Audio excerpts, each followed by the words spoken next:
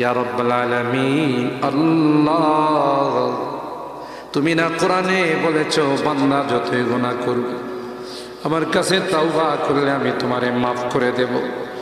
মনে বড় আশা নিয়ে আল্লাহ তোমার শাহী দরবারে ভিক্ষুকের মতো হাত বাড়াইলাম।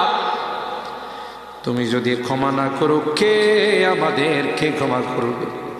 কে আমাদের মাফ করবে? ভিক্ষুকে একজনের কাছে ভিক্ষা না পেলে আরেকজনের কাছে পায়। এক দুয়ার থেকে বিতাড়িত হলে আরেক দুয়ারে যায়। তোমার দরবার থেকে যদি মাহরুম হয়ে যায়, বিতাড়িত হয়ে যায়,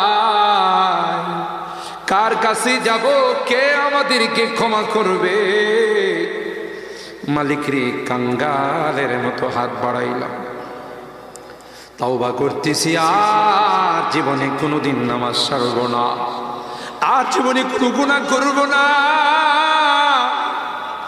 আর জীবনে কোনোদিন বেপরদায় চলব না, আর কোনোদিন সুদি লেনদেন করব না। কিয়ামতের কঠিন ময়দানে আমাদেরকে তুমি গুনাহগার বলে ডাক দিও না।